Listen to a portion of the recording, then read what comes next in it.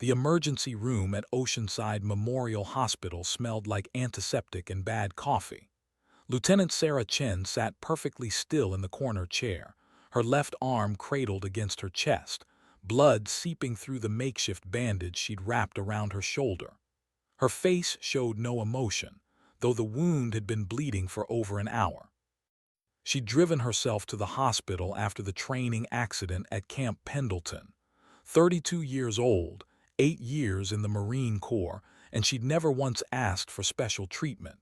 She wasn't about to start now. The waiting room buzzed with the usual Friday night chaos. A kid with a broken arm whimpered nearby. An elderly man coughed into his handkerchief. Sarah kept her eyes forward, her breathing steady and controlled, just like they'd taught her. "Ma'am, Sarah Chen." She looked up to see a nurse with kind eyes and graying hair pulled back in a neat bun. The woman's name tag read Margaret. "That's me," Sarah said, rising smoothly despite the pain that shot through her shoulder. Margaret's eyes widened when she saw the blood. "Oh, honey, how long have you been sitting there like that?" "Not long," Sarah lied. "It had been 90 minutes. They moved through the double doors into the treatment area. Margaret led her to a bed separated from the others by a thin curtain. "The doctor will be right with you. Let me get your vitals first." Sarah sat on the edge of the bed, her posture still military straight. Margaret wrapped the blood pressure cuff around her good arm, her movements gentle but efficient. "You're very calm for someone losing this much blood," Margaret observed, concern creasing her forehead. "I've had worse," Sarah said simply. It was true. The IED in Afghanistan 3 years ago had been worse. The shrapnel wound in Iraq had been worse. This was just a deep cut from a training exercise gone wrong when equipment failed. Margaret shook her head, writing down the numbers. "Your blood pressure's too low, dear. I'm going to start an IV, get some fluids in you." "Whatever you think is best," Sarah said. The curtain yanked open with a sharp metallic sound. A man in his late 30s stepped in, wearing navy blue scrubs and an expression that immediately set Sarah on edge. He was tall, broad-shouldered, with the kind of confident swagger that came from years of being the smartest person in the room. "I'm Dr. Marcus Hayes," he announced, not offering his hand. His eyes flicked over Sarah dismissively before landing on her wounded shoulder. "What do we have here?" Margaret handed him the chart. "Lieutenant Chen, deep laceration to the left shoulder, significant blood loss." "I can see that," Hayes interrupted. He stepped closer to Sarah, pulling on latex gloves with sharp snaps. "So what happened? Cut yourself cooking dinner." The condescension in his voice was unmistakable. Sarah met his eyes steadily. "Training accident, equipment failure." Hayes smirked. "Training accident, right." He reached for her shoulder, his movements rough as he peeled back the blood-soaked bandage. Sarah didn't flinch, though the pain was considerable. "Where exactly do you train?" "The local gym." "Camp Pendleton," Sarah said evenly. "I'm a Marine Corps officer." Hayes paused, his eyes traveling over her again. She was 5'6", lean but not bulky, with delicate features that people often mistook for weakness. She'd heard every variation of doubt and dismissal in her 8 years of service. "A Marine," Hayes repeated, his tone dripping with skepticism. "Let me guess, desk job, administrative work." Margaret shot him a warning look, but Hayes ignored her. "Infantry," Sarah corrected quietly. "Weapons specialist." Hayes actually laughed. It was a short, sharp sound that echoed in the small space. "Women in infantry, that's rich." He examined the wound more closely, his touch unnecessarily harsh. "This looks like you caught it on something, a fence maybe, or a car door." Sarah's jaw tightened slightly, the only outward sign of her irritation. "It was a tactical rappelling exercise. The cable housing broke. The metal edge caught my shoulder on the way down." "Sure it did," Hayes said. He grabbed a syringe of local anesthetic. "Here's what I think happened. You were doing some basic obstacle course, probably something they set up for the female recruits, and you weren't strong enough to handle it. Got scared, slipped, hurt yourself. He jabbed the needle into her shoulder without warning. Sarah's breath hitched slightly, but she didn't cry out. "Dr. Hayes," Margaret said sharply, "that's uncalled for." "I'm just being realistic, Margaret," Hayes said, drawing up more anesthetic. "We see this all the time. People overestimate their abilities, get in over their heads, and end up in here. The military's lowered their standards so much to meet diversity quotas that anyone can get in now. Doesn't mean they can actually do the job." Sarah remained silent. She'd learned long ago that arguing with men like Hayes was pointless. They'd already made up their minds about what she was capable of before she'd even opened her mouth. Hayes began cleaning the wound, his movements efficient but lacking any gentleness. "This is going to need stitches. Probably 20, maybe 25. You're lucky you didn't hit an artery." He paused, glancing at her face. "You're not going to cry, are you? I don't have time for tears." "No," Sarah said simply. "Good, because I've got actual trauma cases coming in. A car accident on the interstate. Real injuries from real situations, not play acting gone wrong." Margaret slammed the tray down harder than necessary. "Dr. Hayes, I think." "What you think, Margaret, is not relevant to how I treat my patients," Hayes cut her off. He threaded the needle with practiced ease. "Now, Lieutenant Chen, or whatever you want to be called, I'm going to stitch this up. Try to hold still. I know it's hard when you're not used to real pain." Sarah fixed her eyes on a point on the far wall and let herself drift. She developed this skill in Afghanistan, during the long nights when the morphine wore off too quickly and the pain was too much to bear. She thought about her team, the men and women who trusted her with their lives.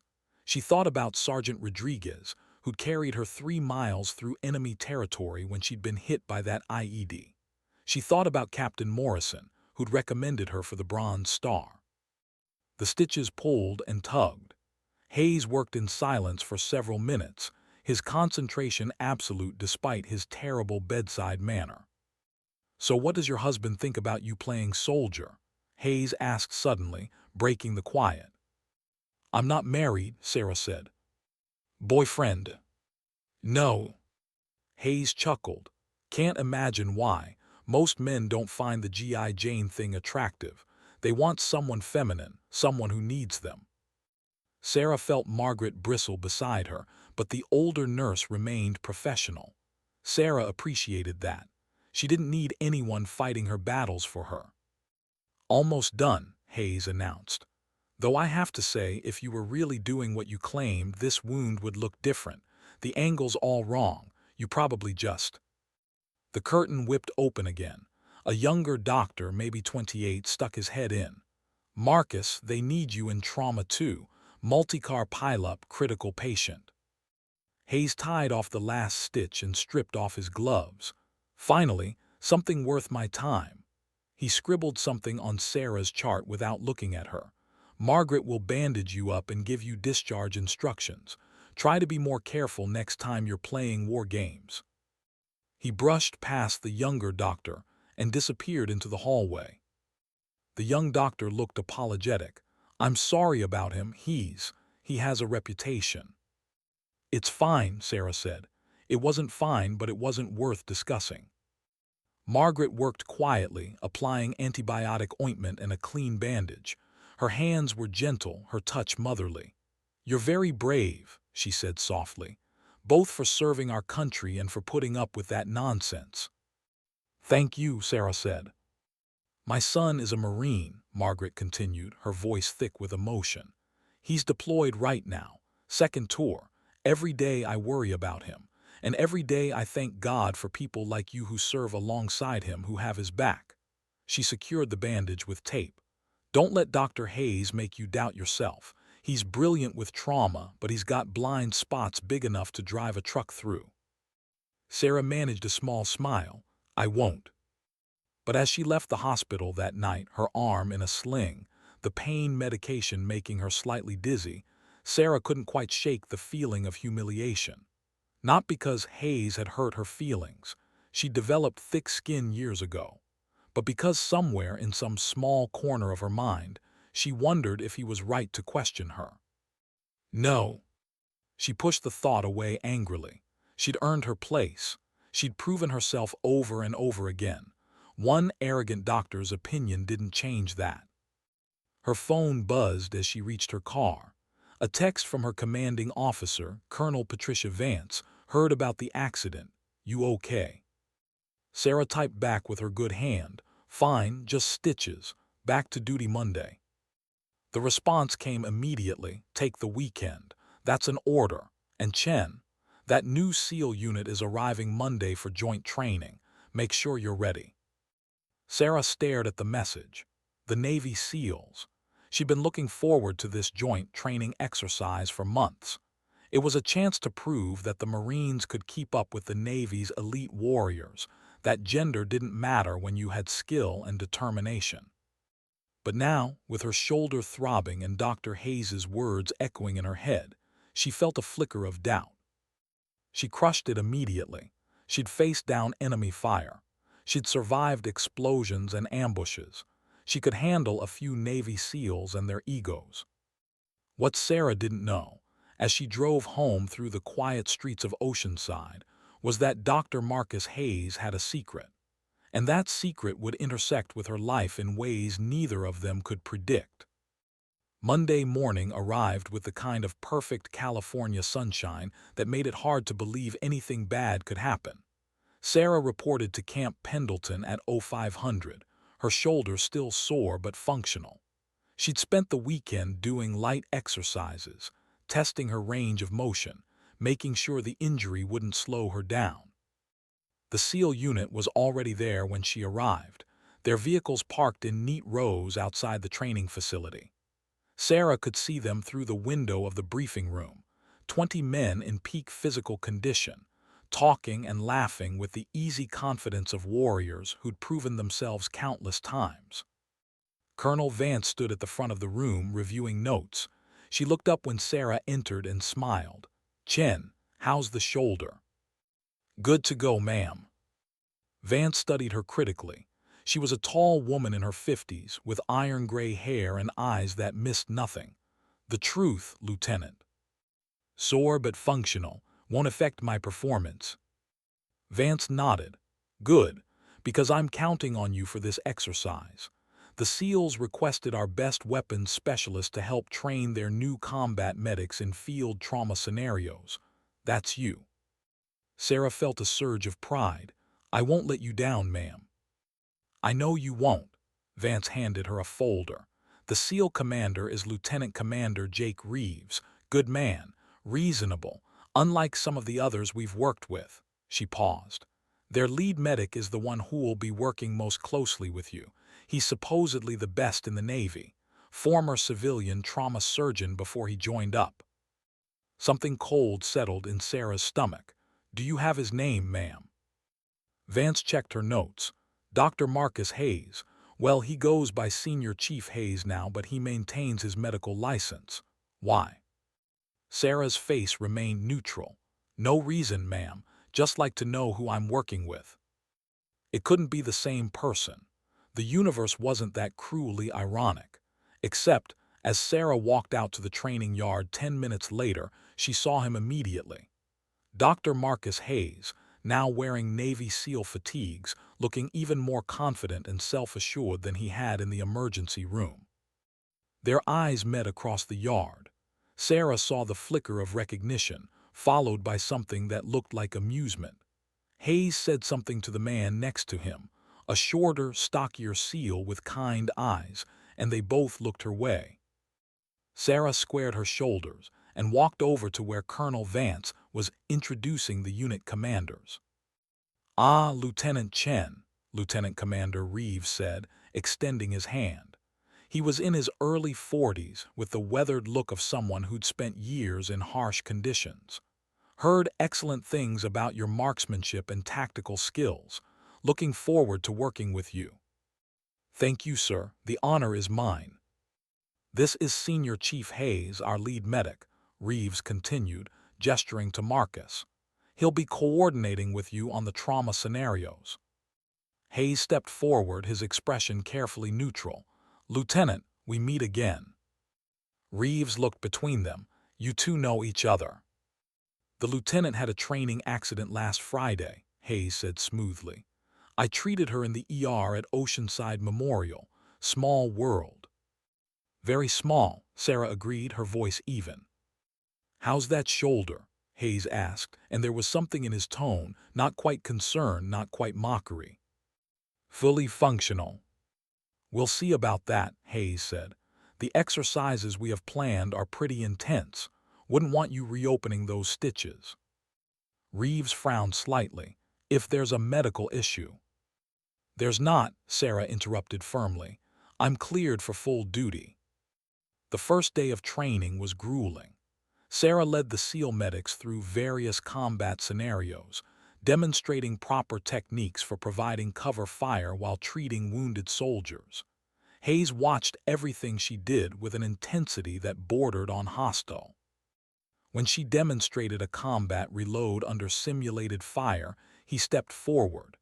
You're dropping your shoulder too much on the left side, probably compensating for the injury. Sarah repeated the exercise, adjusting her form. Better. Marginally, Hayes crossed his arms. In a real firefight, that hesitation could get someone killed. One of the younger SEALs, a kid who couldn't be more than 25, spoke up. Senior Chief, she just put 6 rounds center mass in under 3 seconds while moving. That's better than half our team. Hayes shot him a look that could freeze water. Which is why our team needs more training, Petty Officer Davis, not why we should lower our standards. The comment hung in the air. Sarah saw several of the SEALs exchange glances. She also noticed that the stocky SEAL from earlier, his name tape read Rodriguez, was watching Hayes with something like disappointment. By lunch, Sarah had proven herself on the shooting range, in hand-to-hand combat demonstrations and in tactical planning exercises. But Hayes found something to criticize every single time. Her stance was wrong. Her grip was too tight. Her reaction time was slow. Her strategic thinking was adequate at best. Colonel Vance pulled her aside during the lunch break. What's going on with you and Senior Chief Hayes? Nothing, ma'am. Chen, I've known you for 3 years. You're one of my best officers, but you're letting him get in your head. Sarah took a breath, permission to speak freely. He doesn't think women belong in combat roles. He made that very clear when he was treating my injury. Now he's looking for any excuse to prove himself right. Vance's eyes hardened. That's his problem, not yours. You keep doing your job and doing it well. Let your performance speak for itself. Yes, ma'am. But that afternoon, things got worse. The training moved to trauma simulation, realistic scenarios where the medics had to treat severe injuries under combat conditions. Sarah played the role of both wounded soldier and tactical advisor, helping set up the scenarios and then evaluating the medics' responses. Hayes took over the instruction, his voice crisp and authoritative. He was, Sarah had to admit, exceptional at his job. He moved through trauma protocols with the kind of efficiency that only came from years of experience. His hands were steady, his decisions quick and accurate. Lieutenant Chen will be our casualty for this scenario, Hayes announced. We're simulating a building collapse with multiple injuries. Chen, you'll have a compound fracture of the right leg, internal bleeding, and decreased consciousness. Sarah nodded and got into position on the ground. One of the junior medics applied the trauma makeup, realistic wounds that looked horrifyingly real. Begin scenario, Hayes called out. The medics rushed in, their movements organized chaos. They started their assessment, calling out vitals, checking for breathing, looking for major bleeds. Sarah played her part, groaning in pain, her responses sluggish to simulate decreased consciousness. She's going into shock, one medic called out. Get a line in her, 2 large bore IVs, another responded. Hayes watched from the sideline, his eyes critical. Time check. You're at 3 minutes and she's not stable. In a real situation, she'd be dead. The medics moved faster, their hands shaking slightly. Sarah could feel their stress.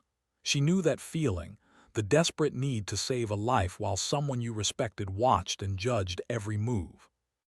Vitals are dropping, one of them said, his voice tight. Because you're not controlling the internal bleeding, Hayes snapped. What's your priority? ABCs, airway, breathing, circulation. Wrong in this scenario. You've got a massive internal bleed. You need to get her to surgery now, not waste time on scene. She's stable enough to transport. Move. They scrambled to get Sarah onto a stretcher. As they lifted her, one of the younger medics lost his grip. The stretcher tilted sharply and Sarah's shoulder, her injured shoulder, slammed into the metal frame. The pain was instant and blinding. Sarah couldn't stop the sharp intake of breath, though she managed not to cry out. Stop, stop, stop, Hayes called, halting the exercise. He moved to Sarah's side, his expression unreadable. You okay? I'm fine, Sarah said through gritted teeth. Hayes reached for her shoulder, his touch surprisingly gentle. Let me see. I said I'm fine. And I'm the medical officer here. Let me see the shoulder, Lieutenant. That's not a request. Reluctantly, Sarah allowed him to examine the injury through her uniform. His fingers probed carefully, professionally. Despite everything, she had to admit he knew what he was doing. The stitches held, Hayes said after a moment. But you're going to have significant bruising. You should have told me the injury was recent enough to still be vulnerable. It's been 3 days, I'm healed enough. Hayes leaned closer, his voice low enough that only she could hear. This is exactly what I'm talking about. You push yourself beyond your limits because you think you have something to prove. In the field, that gets people killed. Sarah met his eyes. With respect, Senior Chief, you don't know anything about my limits. I know you're favoring that shoulder. I know you're in pain right now. And I know you're too stubborn to admit when you need help. He stood, addressing the group. Take 15 minutes. Chen, you're done for the day. That's an order, Lieutenant. Hayes's voice was hard. I'm the senior medical officer on this exercise, which means I have authority over all health and safety decisions. You're done. Humiliation burned through Sarah. She could see the other SEALs watching, see the mixture of sympathy and doubt in their eyes. This was exactly what Hayes wanted, to prove that she couldn't handle the pressure, that women didn't belong in these roles. Colonel Vance appeared at her side. Chen, go to medical, get checked out. Ma'am, I'm fine to continue. That wasn't a request either. Vance's voice was kind but firm. We'll continue tomorrow, go. Sarah walked away from the training field, her head high despite the shame coursing through her. She could feel Hayes watching her go, could almost hear his thoughts. See, I was right about her all along. At the medical building, a Navy corpsman checked her shoulder and confirmed that the stitches had held but recommended ice and rest. Sarah sat in the exam room afterward, alone with her thoughts. Her phone buzzed, a text from an unknown number. You did well today despite the setback. Don't let Hayes get to you. Rodriguez. Sarah stared at the message. Rodriguez was Hayes's second-in-command, the stocky SEAL who'd been watching everything with those thoughtful eyes. Why would he reach out to her? Before she could respond, another text came through. There's something you should know about Marcus. Meet me at the coffee house on Oceanside Boulevard tonight at 1900. Come alone. Sarah's instincts told her this could be a setup, another way to humiliate her. But something in Rodriguez's demeanor during training had seemed genuine, different from Hayes's constant antagonism. She typed back, I'll be there. That evening, Sarah arrived at the coffee house 5 minutes early. It was a small place frequented by military personnel, with worn booths and the smell of strong coffee. Rodriguez was already there, sitting in a back corner booth, 2 cups of coffee in front of him. Lieutenant Chen, he greeted her, standing briefly. Thanks for coming, I wasn't sure you would. Sarah slid into the booth across from him.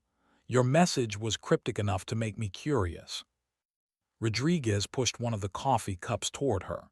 I figured you deserved to know the truth about Marcus Hayes, about why he is the way he is, especially toward you. I'm listening. Rodriguez took a breath, his fingers drumming nervously on the table. 6 years ago, Marcus was one of the best trauma surgeons in San Diego, top of his field. But he had a patient, a female Marine who'd been injured in a training accident. Compound fracture, internal injuries. She insisted she was fine, that she could handle the pain, that she didn't need surgery right away. Sarah felt something cold settle in her chest. What happened? Marcus believed her. She seemed strong, capable, in control. He cleared her to return to duty with just pain medication and follow-up appointments. Rodriguez's eyes were dark with old pain. 3 days later, she collapsed during PT, internal bleeding that had been slowly getting worse. By the time they got her back to the hospital, it was too late. She died on the operating table. Sarah sat back, the revelation hitting her hard. That's why he doesn't trust. Why he doesn't trust soldiers who minimize their injuries, especially women who he thinks are trying to prove themselves. Rodriguez took a sip of his coffee. Her name was Captain Jennifer Morrison. She was 29 years old. She had a husband and a baby daughter. The name hit Sarah like a physical blow. Captain Jennifer Morrison. Not the same Captain Morrison who'd recommended her for the Bronze Star. That had been Captain Daniel Morrison, Jennifer's husband. Sarah had met him once, had seen the photo of his late wife on his desk, had heard him talk about continuing her legacy by supporting strong female Marines. Marcus blamed himself, Rodriguez continued. He left civilian medicine, joined the SEALs, became a combat medic. I think he thought if he could save lives in the field, it would make up for the one he lost. But it also made him. He searched for the word. Paranoid, especially about women in combat who won't admit when they're hurt.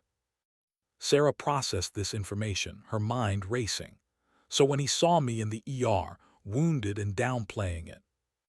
You triggered every fear he's carried for 6 years. Rodriguez met her eyes. I'm not excusing how he's treated you. He's been unprofessional and unfair. But I thought you should understand where it comes from. Marcus Hayes isn't a bad person. He's a broken one who's never forgiven himself. Sarah thought about Hayes's rough treatment in the ER, his constant criticism during training, his insistence that she was pushing too hard. Seen through this new lens, it wasn't simple misogyny. It was terror. He was seeing Jennifer Morrison in every woman who minimized her pain, and he was desperate to prevent another tragedy. Does he know about my connection to Captain Morrison's husband? Sarah asked quietly. No, I only found out when I looked up your service record. You served under Daniel Morrison in Afghanistan. Sarah nodded slowly. He helped me through some of the darkest times of my life. After the IED, when I was recovering, he was the one who convinced me I could still serve, still be useful. I owed him everything. Then you understand, Rodriguez said. Loss leaves scars we can't always see. Sarah finished her coffee, her mind turning over this new information. Why are you telling me this? Hayes is your commanding officer, your friend.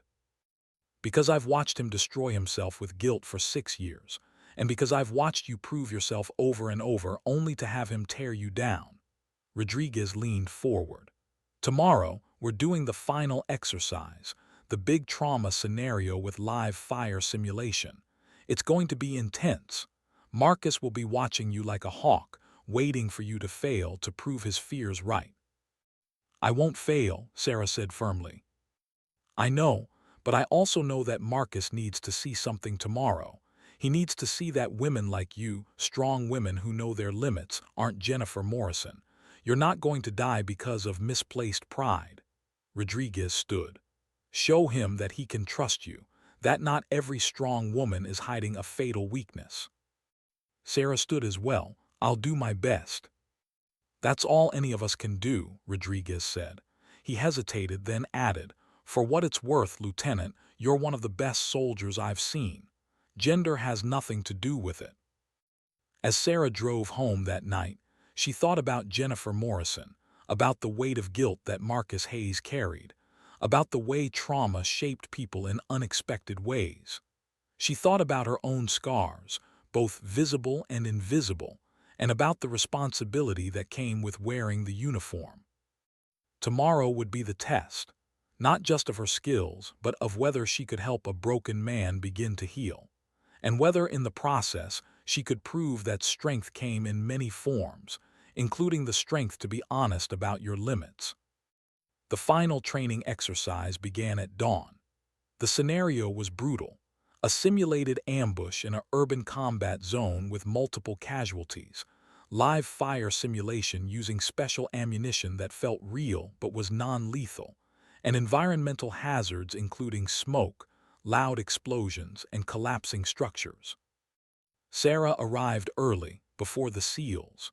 She stood in the training area, a massive complex designed to replicate Middle Eastern urban warfare, and mentally prepared herself. Today wasn't just about proving Hayes wrong.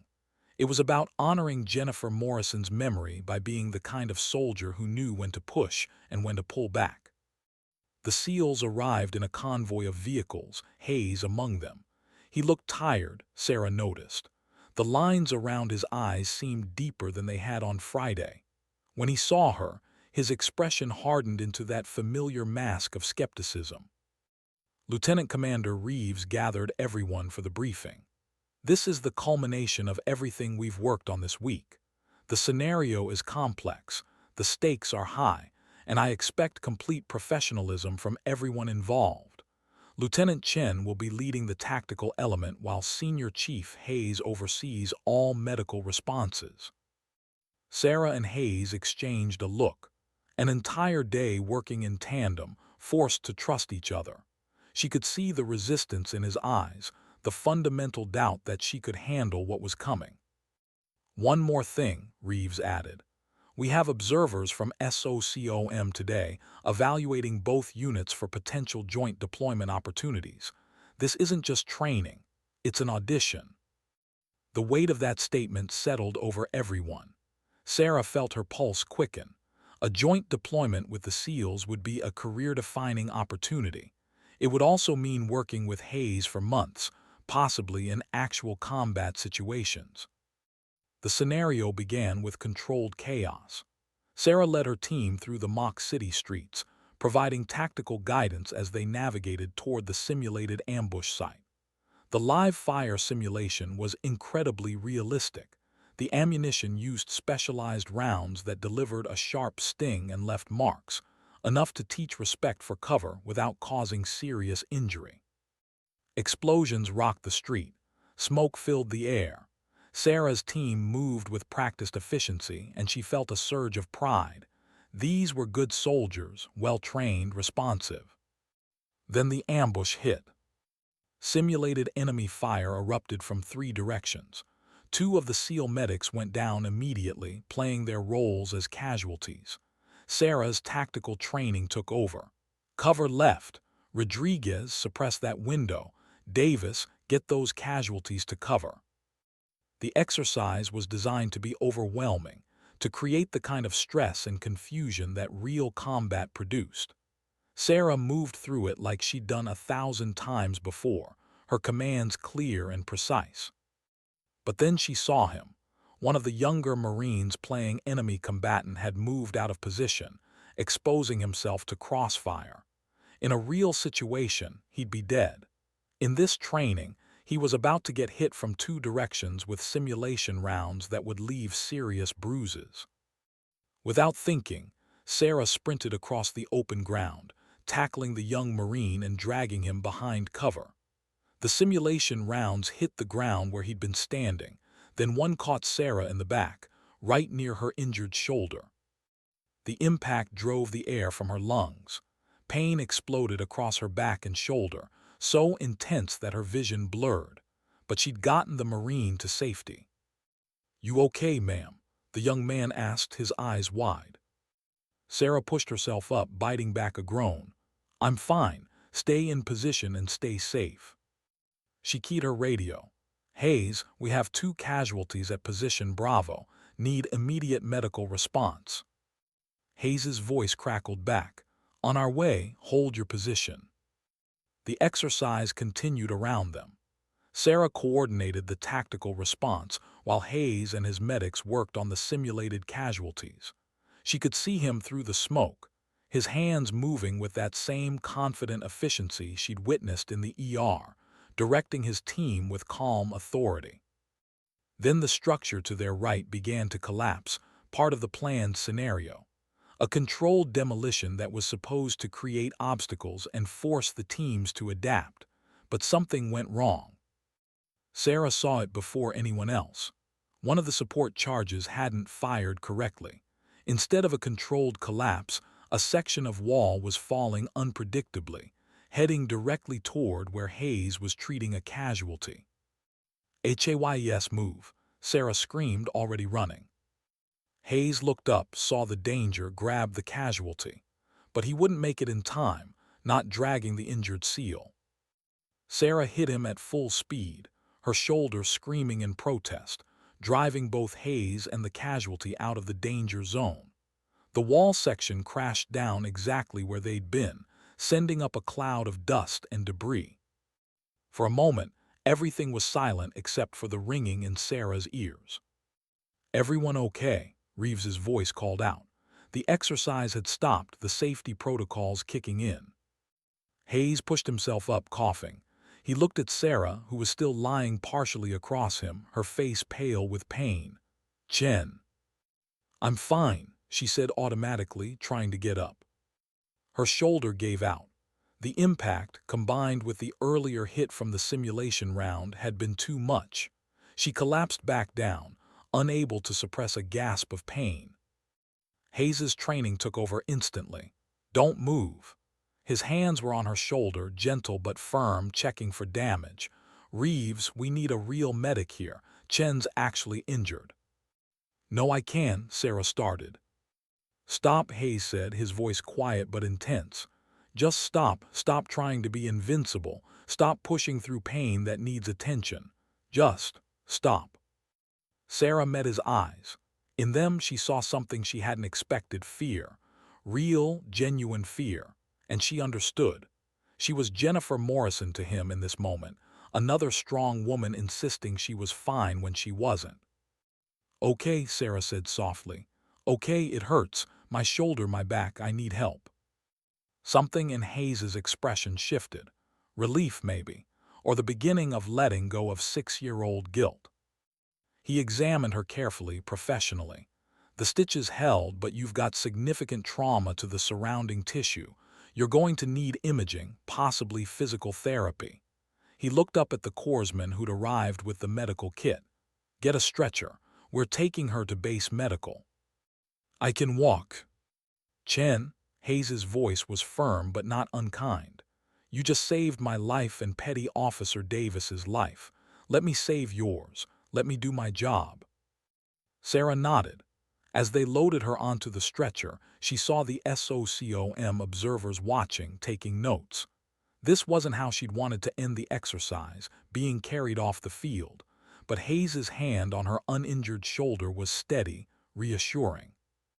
At base medical, the X-rays showed no breaks but significant tissue damage. The doctor recommended 2 weeks of rest and physical therapy. Sarah sat on the exam table, processing the fact that her chance at the joint deployment was probably gone. She'd failed at the crucial moment, gotten injured, had to be rescued. Hayes knocked on the doorframe. "Can I come in?" "It's your world, Senior Chief. I'm just living in it." He winced at that. "I deserved that." He stepped inside, closing the door behind him. "I owe you an apology, several actually." Sarah waited. "I've treated you terribly since Friday night," Hayes began. "I've questioned your abilities, undermined your authority, and looked for every excuse to prove you weren't good enough. And I was wrong." He took a breath. 6 years ago, I lost a patient, a Marine captain named Jennifer Morrison." "I know," Sarah said quietly. "Rodriguez told me last night." Hayes looked surprised, then nodded slowly. Then you understand why I've been the way I've been. I understand the fear, Sarah said. But Hayes, I'm not Jennifer Morrison, and you can't save her by destroying every woman who reminds you of her. I know. Hayes sat down heavily in the chair across from her. When that wall was coming down and you ran toward danger instead of away from it, I saw Jennifer. But then, when you let me help you, when you admitted you were hurt, he looked up at her. That's what she didn't do. She couldn't admit weakness because she thought it would prove everyone right who said women couldn't handle combat, and it killed her. I understand that pressure, Sarah admitted. Every day, I feel like I have to be twice as good to be considered half as capable. But today, I realize something. True strength isn't pretending you're invincible. It's knowing your limits and being honest about them. Hayes smiled slightly. That's what Rodriguez has been trying to tell me for 6 years. He's a smart man. Smarter than me, apparently. Hayes stood. I spoke to Commander Reeves and the SOCOM observers. I told them what really happened today, that you showed tactical awareness, selfless courage, and saved 2 lives while managing a significant injury. I recommended you for the joint deployment. Sarah's eyes widened. You what? You're exactly the kind of soldier we need. Someone who's skilled, brave, and smart enough to know when to ask for help. Hayes extended his hand. If you'll forgive me for being an ass, I'd be honored to serve with you. Sarah took his hand, shaking it firmly despite the pain in her shoulder. I'll forgive you on one condition. Name it. You forgive yourself, for Jennifer Morrison, for not being able to save everyone, for being human. Hayes's eyes grew bright. He nodded, unable to speak for a moment. Finally, he said, I'll try. Over the next 2 weeks, Sarah recovered and attended physical therapy. Hayes stopped by twice, once to check on her medical progress and once just to talk. They discussed Jennifer Morrison, the weight of responsibility, the cost of service. They weren't friends exactly, but they'd reached an understanding. The joint deployment was approved. Sarah would be joining the SEAL unit for a 6-month assignment starting in 3 months, enough time for her shoulder to fully heal. On her last day of physical therapy, Sarah received a package. Inside was a photo of Jennifer Morrison in her dress uniform, young and proud, and a letter from Daniel Morrison. Lieutenant Chen, Marcus Hayes contacted me last week. We had a long conversation about my wife, about guilt, about the price of service.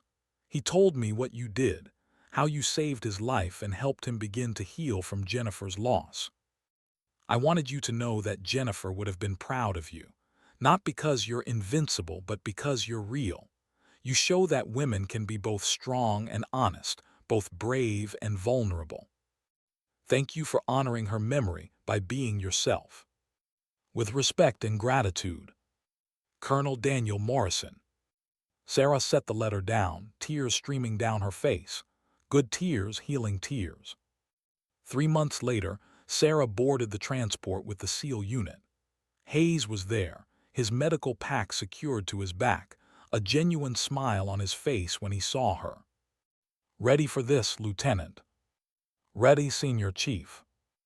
As the transport lifted off, Sarah looked out at the California coast disappearing below them. She thought about Jennifer Morrison, about the legacy of all the women who'd served before her. She thought about the long road ahead, the challenges that would come, the battles yet to be fought. But mostly, she thought about the truth she'd learned, that real courage wasn't about being fearless or invincible. It was about being honest, about your strengths, your limits, your fears. It was about being human in a world that often demanded you be superhuman. And as Hayes caught her eye across the transport and nodded with respect and understanding, Sarah knew that she'd won something more valuable than any deployment or commendation.